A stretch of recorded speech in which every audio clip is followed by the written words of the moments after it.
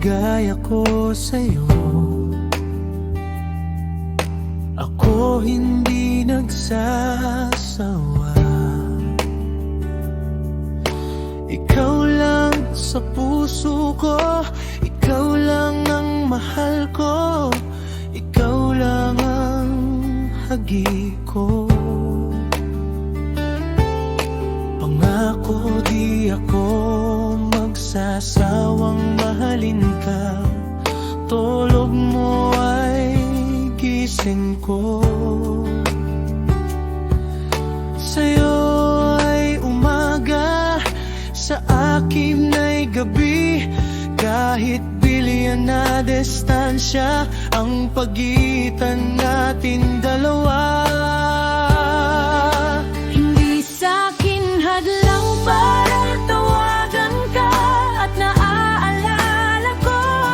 Bawat araw na sabay tayo kumain, Umaga, tanghali at gabi, kahit magkaiba ang oras at araw natin.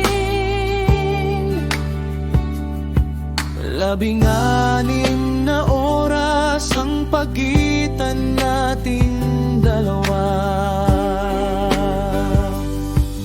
Hagiang sabay natin tahakin na hindi posible ang sitwasyon na kahit malayo ka man. Hagiang lagi mo tandaan, mahal na mahal kita magpakailan, at walang katapusan na pagmamahalan. Hindi sa'kin hadlang para tawagan ka at naaalala ko.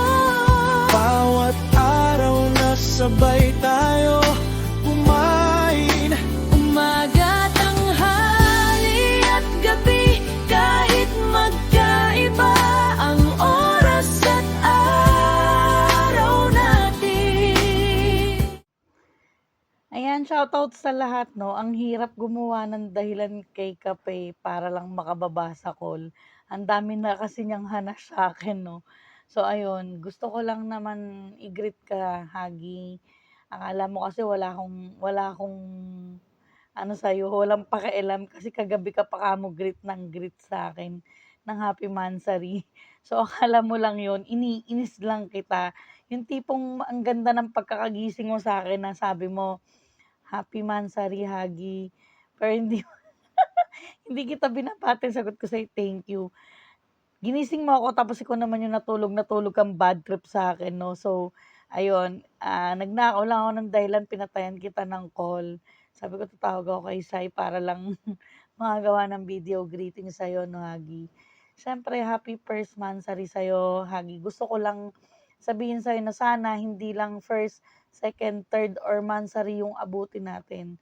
Sana hanggang anniversaries. Ibig sabihin nun marami anniversaries.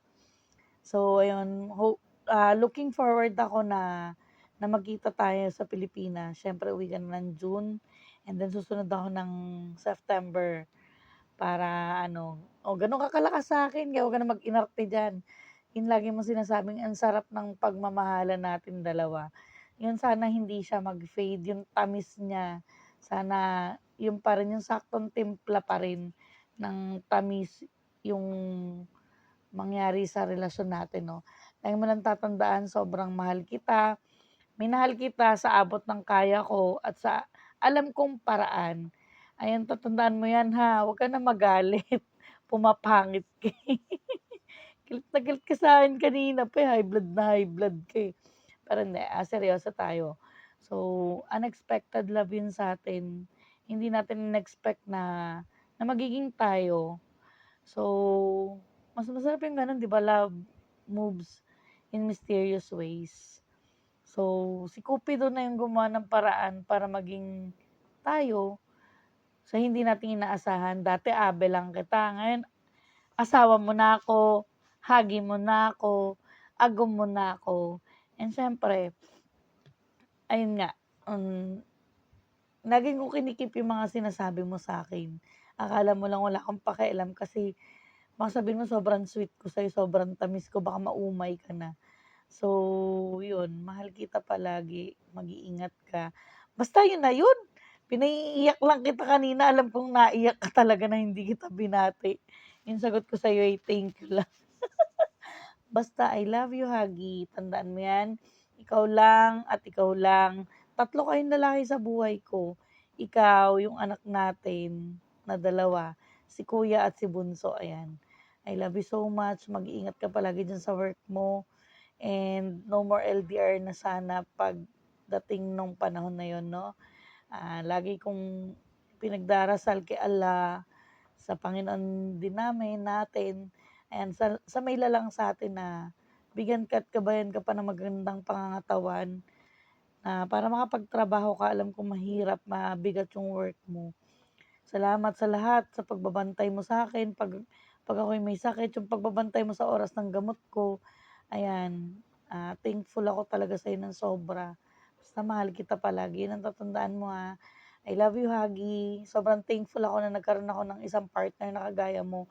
Nakikita ko kasing worth ko pagdating sa'yo, yung pag-aalaga mo sa akin, pinararamdam mo kung gaano ako kahalaga sa'yo. So ngayon, paparamdam ko din sa'yo na wala kang kwenta sa'kin, charis. Joke lang. I love you, Hagi. Mwah! Mwah! Mwah!